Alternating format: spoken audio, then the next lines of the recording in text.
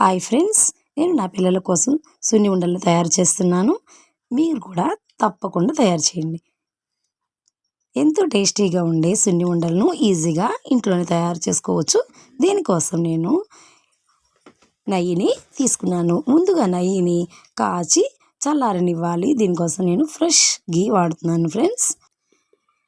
నెయ్యిని కాస్త మరిగించి తర్వాత మనం చల్లార్చుకుందాం.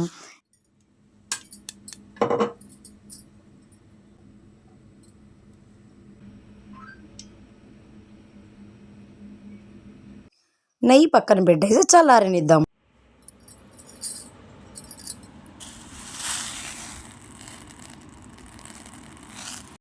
సున్నుండల కోసం పొట్టు మినపగుళ్ళను తీసేసుకున్నాను ఫ్రెండ్స్. ఇందులో అయితే ప్రోటీన్ అధిక శాతంలో ఉండి మంచి బలాన్ని ఇస్తుంది.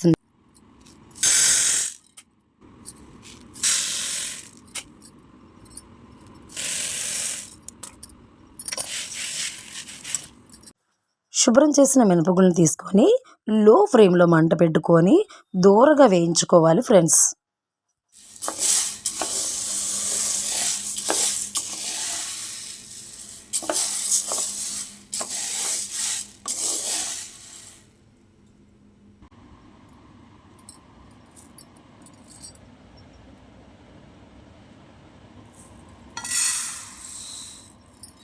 నేను ఇంట్లో వాడే బియ్యాన్నే తీసుకున్నాను ఫ్రెండ్స్. ఒక చిన్న గ్లాసుడు కానీ లేదా మన పావుసేరు గ్లాస్తో హాఫ్ గ్లాస్ కానీ తీసుకోవచ్చు, లేదా మీరు స్టోర్ బియ్యం అయినా తీసుకోవచ్చు.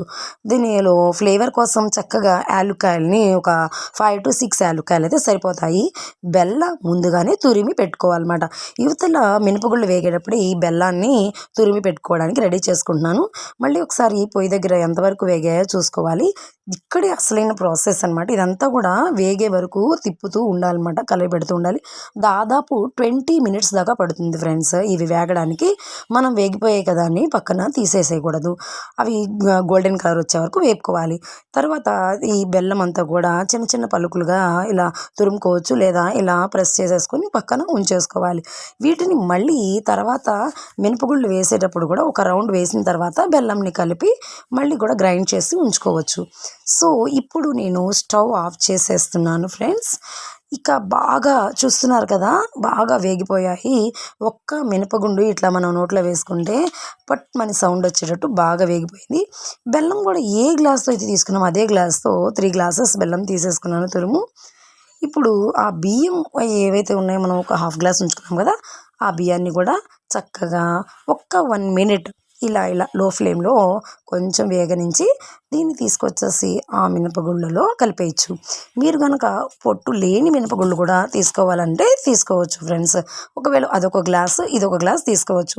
ఇప్పుడు నేను కొద్ది కొద్దిగా మినపగుళ్ళని మిక్సీ జార్లోకి తీసేసుకొని అలాగే ఇలాచి కూడా యాడ్ చేసేసి గ్రైండ్ చేసేసుకొని బరకగా గ్రైండ్ చేసిన తర్వాత ఒక గ్లాస్ బెల్లం కూడా యాడ్ చేసి మళ్ళీ గ్రైండ్ చేశాను. ఇప్పుడు చూస్తున్నారు కదా ఫ్రెండ్స్, ఈ కన్సిస్టెన్సీలో చక్కగా మెత్తటి సున్నిపిండి అయితే మనకి తయారైపోయింది.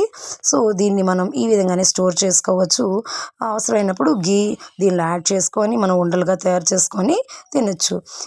నేను ఇప్పుడు ఈ కాస్త ఒక గ్లాస్ పిండి తీసేసుకున్నాను ఫ్రెండ్స్. ఇందులోనే బెల్లం ఇలాచి పౌడర్ కూడా కలిసింది. ఇందాక ఆల్రెడీ మనం కాచి చల్లార్చి పెట్టుకున్నాం కదా, ఈ ఘీ యాడ్ చేసేసుకొని ఫస్ట్ మొత్తం పిండికి కొంచెం నెయ్యి తీసుకొని మొత్తం ఈవెన్గా స్ప్రెడ్ అయ్యేటట్టు చక్కగా ఇట్లా కలిపేసి కొద్ది కొద్దిగా నెయ్యి తీసుకొని ఉండలుగా చుట్టుకుంటూ మనం ఇక్కడ చూపిస్తున్నట్లు కదా, మీరు కనుక ట్రై చేస్తే మంచి పర్ఫెక్ట్ స్ట్రక్చర్లో మీకు చక్కగా సున్ని ఉండలు తయారైపోతాయి ఫ్రెండ్స్. చూస్తున్నారు కదా. ఇక ఇప్పుడు ఒక స్పూన్ నెయ్యి ఎక్స్ట్రా ఇట్లా యాడ్ చేసేసుకుంటూ చేత్తో కాస్త రౌండ్గా రౌండ్ షేప్ వచ్చేలా మనం చక్కగా ఉండల్ని తయారు చేసేసుకొని ఒక డబ్బాలో కనుక స్టోర్ చేసుకుంటే దాదాపు 1 month వరకు కూడా నిలువ ఉంటాయి ఫ్రెండ్స్. ఈ వీటిలో ఐరన్, విటమిన్స్, మంచి ప్రోటీన్ ఉండడం వలన పిల్లలకి చాలా బలాన్ని ఇస్తుంది. పిల్లల నుంచి పెద్దవారి వరకు ఎవరైనా సరే తీసుకోవచ్చు. రోజుకి ఒక్క సున్ని వంట తిన్నా సరిపోతుంది ఫ్రెండ్స్. సో మీరు కూడా తప్పకుండా ఇలా ఇంట్లోనే తయారు చేయండి. అలాగే ఏ విధంగా కుదిరిందో మీకు ఒక్కసారి శ్రీనిత్య ఛానల్లో కామెంట్ చేయండి ఫ్రెండ్స్. సో ఈ విధంగా నేను తయారు చేసేసాను సున్ని వండల్ని. టేస్టీ సున్ని వండలు మా పిల్లలైతే అస్సలు వదలకుండా తింటారు. సో మీరు కూడా ఎలా కుదిరాయో నాకు ఒక్కసారి కామెంట్ చేయండి ఫ్రెండ్స్. సరే, అంతవరకు keep watching YouTube channel Srinithya. Bye bye.